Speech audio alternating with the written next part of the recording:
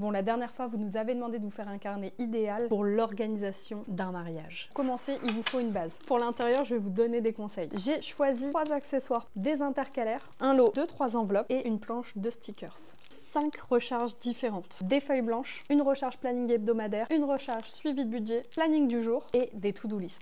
Je vous montre en détail comment vous allez faire. Bon, pour les couleurs, moi j'ai choisi du rose et du violet. J'assemble mon carnet et maintenant que j'ai ma base, je vais commencer comme toujours par organiser mes intercalaires. Je prends ma planche de stickers pour noter tous les intitulés de mes intercalaires. Je vais venir coller tout ça ici. Je vais vous montrer comment vous organiser à l'intérieur. Pour la partie idées et inspiration, je vais venir prendre ma recharge de feuilles blanches. Je vais en mettre un petit paquet et dans cette partie vous allez vraiment être libre de mettre ce que vous voulez. Toutes vos inspi, vos idées pour le plan de table, tout ce qui vous passe par la tête. On va directement passer à la catégorie budget. Pour cette catégorie, on va prendre la recharge suivi de budget. Vous allez pouvoir répartir vos dépenses en fonction des catégories. Par exemple, le repas, le traiteur, les boissons, les bonbons, tout le budget des prestataires, le DJ, les animateurs. Dans cette catégorie budget, je vous conseille de vous munir d'une petite enveloppe. Dans cette enveloppe, vous allez mettre les factures concernant votre mariage. On passe à la catégorie prestataire. Pour cette recharge, je vais utiliser la to-do list. Vous allez pouvoir vous faire une to-do list par prestataire pour suivre les étapes des réservations, les paiements, les confirmations. Pour le DJ, vous pouvez mettre attente du devis, checker quand c'est fait, verser la compte, faire une liste de musique. Pour cette partie, je vous conseille également de reprendre vos feuilles blanches pour noter toutes les coordonnées des différents prestataires avec qui vous travaillez. Et vous notez tout ce qu'il y a à savoir sur chaque prestat. Ensuite, on va passer au planning. Et là, vous allez pouvoir prendre votre recharge planning hebdomadaire. Vous allez pouvoir noter sur toutes les semaines d'avant votre mariage les différentes choses importantes à ne surtout pas oublier. On va reprendre cette to-do list. Même principe, la méga to-do list de tout ce que vous devez faire avant le mariage. Le rendez-vous à la mairie, les documents envoyés. Et juste j'oubliais, dans la partie prestataire, vous pouvez également mettre une enveloppe pour mettre toutes les cartes de visite des différents prestataires, mais aussi les contrats. Le jour J pour une journée sans faux pas, je vous conseille le planning du jour. Là, vous allez avoir besoin d'une seule feuille. Vous allez pouvoir noter heure par heure tout ce qui va se passer dans votre journée. Et l'objectif quand même du jour, c'est se marier. Vous pouvez aussi vous faire une to-do list de dernière minute, comme prendre la petite trousse de make-up avec vous de secours, faire une vidéo avant-après. Et enfin,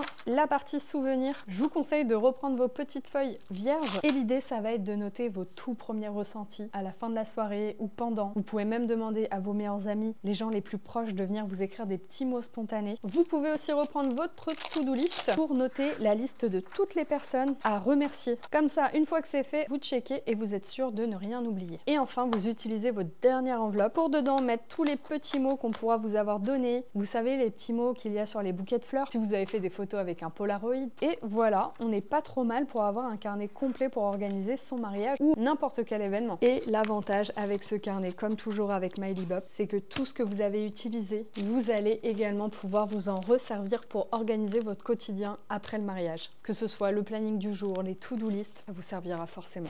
Et puis au final, ça c'était qu'une suggestion, mais vous avez encore 1 milliard de possibilités. Donc dis-nous en commentaire comment toi tu aurais fait le carnet pour organiser un mariage. On est hyper preneuse de retours, surtout de gens qui auraient déjà organisé un mariage, parce que malheureusement c'est pas encore mon cas.